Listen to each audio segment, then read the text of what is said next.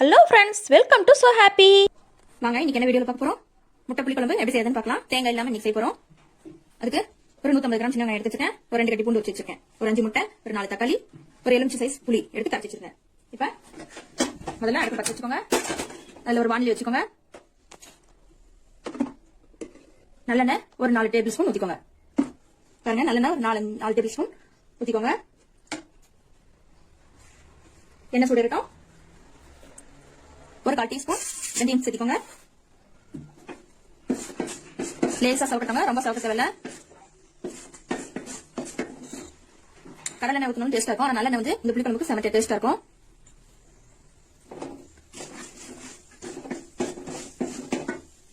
பாருங்க, இந்த அளவுக்கு சவக்க இருந்தா போதும். இப்ப நம்ம எடுத்து வச்சிருக்கேன் இந்த 3 கட்டி பூண்டு அதையும் சேர்த்திக்கலாம். நல்லா வதக்கி விடுங்க. பாருங்க, வெந்தயம் வந்து அப்படியே சவந்துக்கும். அதுக்காக தான் நான் இப்படி பூண்டு போட்டேன்.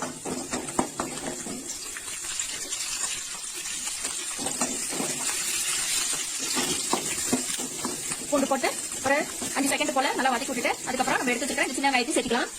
நான் அப்படியே முழுசு முழுசா சேர்க்க போறேங்க. நல்லா வதக்கி விடுங்க. ஒரு 1/2 டீஸ்பூன் போல நான் உப்பு சேர்த்துக்கிறேன். கொஞ்சம் சீக்கிரம் வெங்காயம் வதங்கும். மீடியம் ஃப்ளேம்ல வச்சுக்கோங்க, இல்லைன்னா சீக்கிரம் கருகிற மாதிரி இருக்கும். அப்படியே வச்சு வதங்கினாதான் நல்லா கொஞ்சம் சவுக்க வதங்கும். கொஞ்சம் சவுக்க வதங்கிட்டோங்க, பார்க்கலாம்.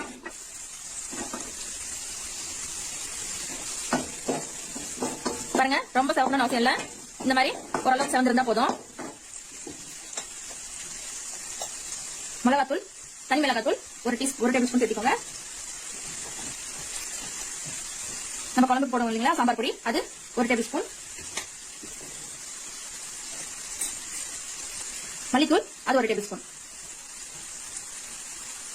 கூடவே மஞ்சள் தூள் ஒரு 1/4 டீஸ்பூன். எல்லாம் சேர்த்து நல்லா கலந்து விடுங்க. இது கூட கொஞ்சமா பெருங்காயம் சேர்த்துக்கோங்க. இது நல்லா பச்சை வாசம் போற அளவுக்கு நல்லா வதக்கி விட்டுக்கோங்க. ரொம்ப நேரம் வதக்கணும்னு அவசியம் இல்லை, ஒரு நிமிஷம் போல வதக்கினா போதும். இப்ப எடுத்து வச்சிருக்கிற இந்த தக்காளி பேஸ்ட் சேர்த்துக்கலாம். அதையும் சேர்த்து நல்லா கலந்து விடுங்க. இது நல்லா கலந்து ஒரு கொதி வரட்டும். பாருங்க, இந்த மாதிரி எல்லா பக்கமும் கொதி வந்த உடனே நம்ம எடுத்து வச்சுக்கிறேன் இந்த புளி காய்ச்சி வச்சுக்கோம் பாத்தீங்களா, அதையும் சேர்த்துக்கலாம். இது கூட கொஞ்சம் தண்ணி சேர்த்து ஊத்திக்கலாம். தண்ணி வந்து தக்காளி அரைச்ச தண்ணி தாங்க. மிக்சியில கொஞ்சம் தண்ணி சேர்த்து கழுவி எடுத்துருக்கேன். தண்ணி பத்தாது, இன்னும் கொஞ்சம் நம்ம தண்ணி சேர்த்து எடுத்துக்கலாம்.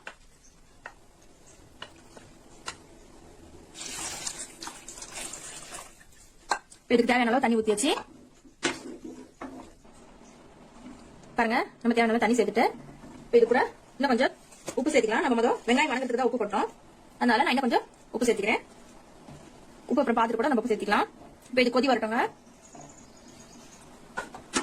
இதை தட்டு பட்டு மூடி வைங்க, கொதி வரட்டும், பார்க்கலாம்.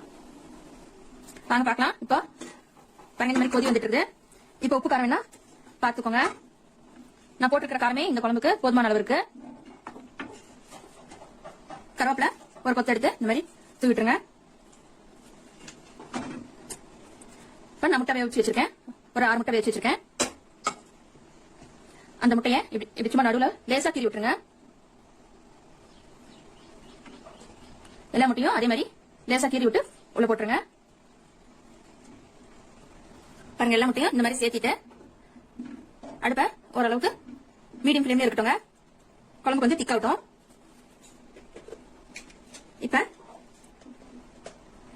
வெந்தயம் சீரகம் கொஞ்சம் வறுத்து பொடி பண்ணி வச்சிருக்கேன், அதையும் கொஞ்சம் சேர்த்துக்கலாம். இது குழம்பு அப்படி மூடி வச்சிருங்க. மீடியம் ஃப்ளேம்ல இருக்கட்டும், குழம்பு திக்காகட்டும், பார்க்கலாம்.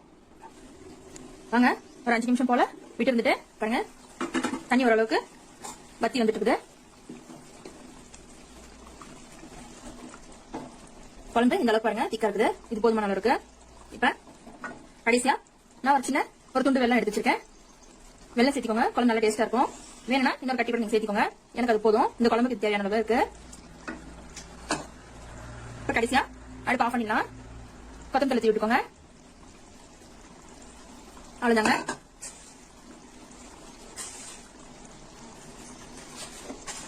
அடுப்பு ஆஃப் பண்ணியாச்சு. அவ்வளோதாங்க, நம்மளுடைய முட்டை புளிக்குழம்பு சூப்பராக ரெடி ஆயிடுச்சு. இதே மாதிரி நீங்களும் செஞ்சு ட்ரை பண்ணி பாருங்க. இந்த வீடியோ உங்களுக்கு பிடிச்சிருந்தா லைக் பண்ணுங்க, ஷேர் பண்ணுங்க, கமெண்ட் பண்ணுங்க. மறக்காம நம்ம சோ ஹாப்பி சேனலை சப்ஸ்கிரைப் பண்ணிடுங்க. தேங்க்யூ.